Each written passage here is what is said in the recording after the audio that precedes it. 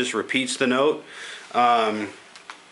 In case you don't know, this over here is your effects level, this first knob, which is how loud it gets. This is your feedback, which is kind of like your sensitivity, and also affects the decay of the note.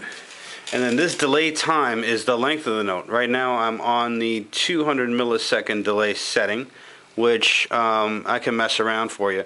So for now, I notice I've got the effect level really low. I'm going to put the effect level like around halfway up.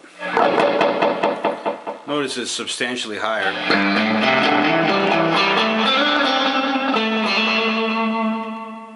It's a little much for me. I don't need this extreme kind of delay. This is similar to the delay I think that you hear in like Welcome to the Jungle with Guns N' Roses. Slash is using a DD-3 in his rig currently, I believe.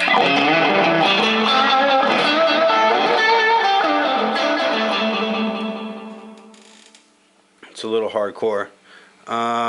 Delay time, I had it all the way up on the 200 millisecond delay, or I could have it all the way down on the 800 millisecond delay.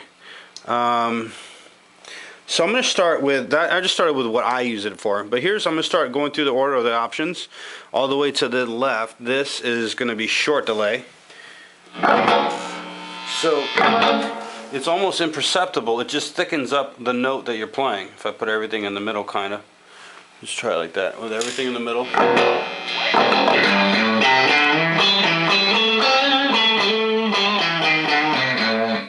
Here's with it off.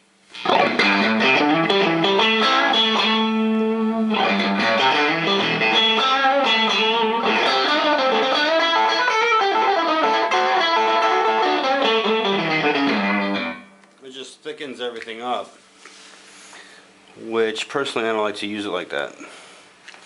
If I use the short delay and I expand the delay time, I can go there, or I can go all the way down to almost non-existent.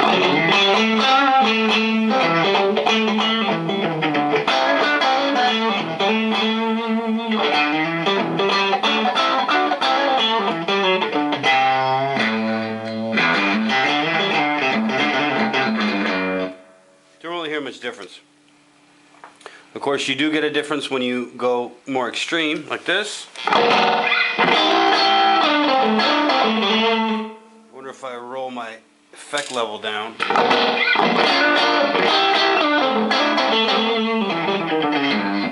Very much sounds like a bathtub kind of effect. Now let's go into the 200 millisecond delay, which is not quite short delay, but it is relatively short still.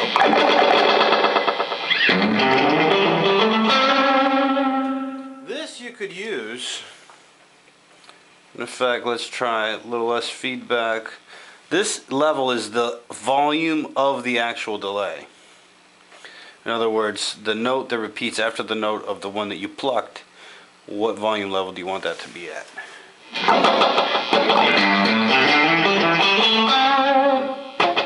That's decent.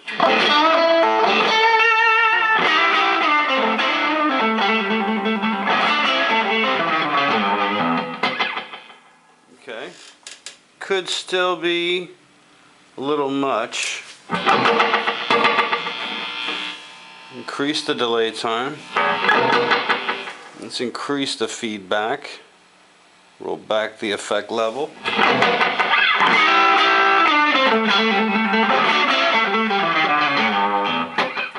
Here's with it off. Okay.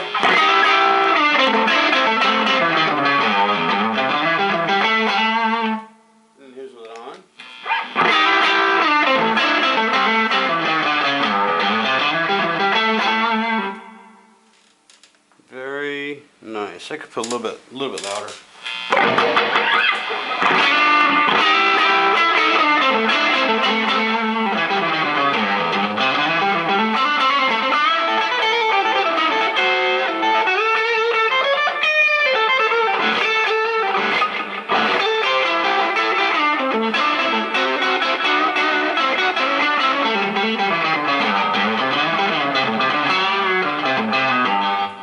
Actually use it right around there. I like that.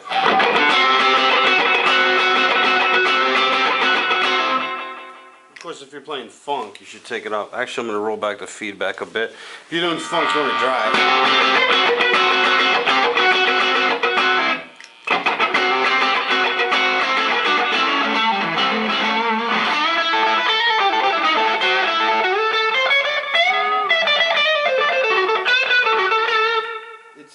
Like when I hit this delay pedal, I get like a boost in the highs.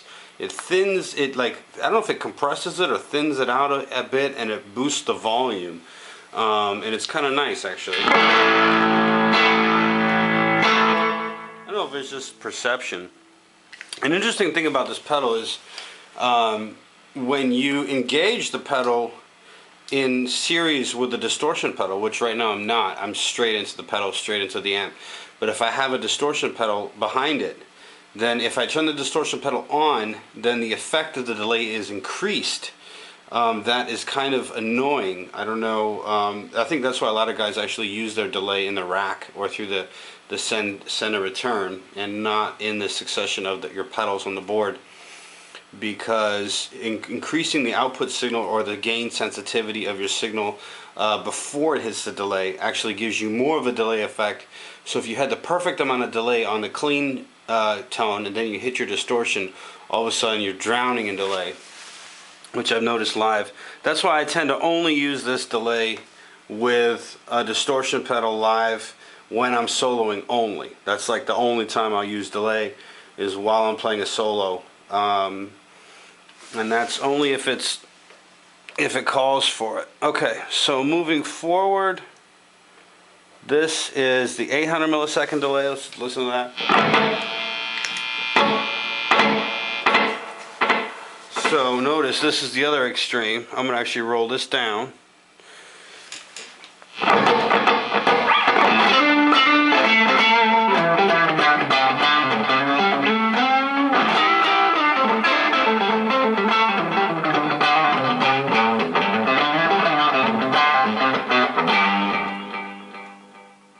Okay, you can do even less if you want. It's probably too much delay too. We'll roll it down a little bit.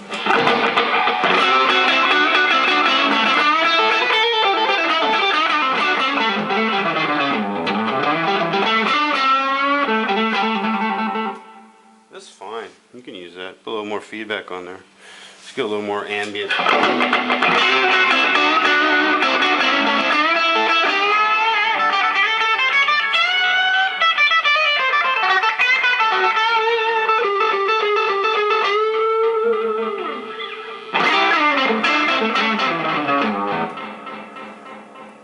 Too much feedback, sorry.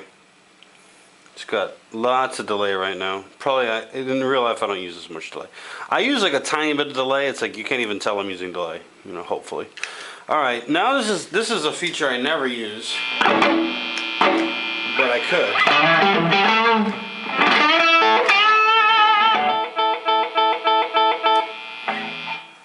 I never use it because I'm just not used to using it, but I think it's kind of cool if like you're ending a song.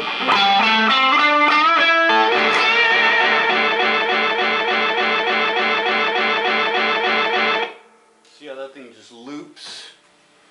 That's kind of cool.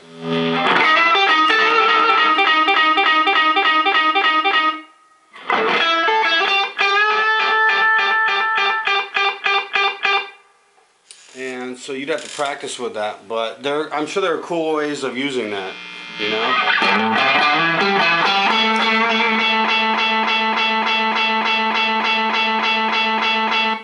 You got to get your timing down.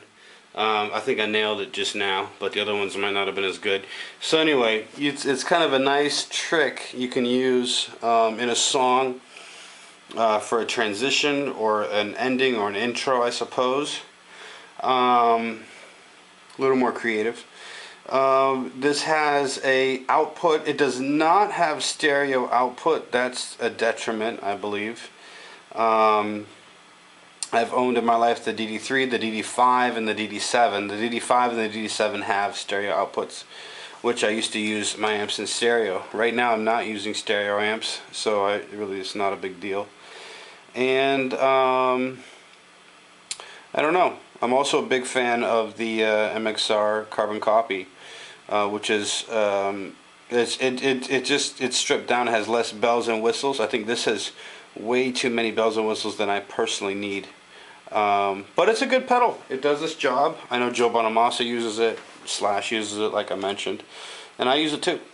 Alright, so thanks so much. If you like the video, please click like or subscribe or comment below. I would love to hear from you guys, and I'll see you guys at the next video. Thank you.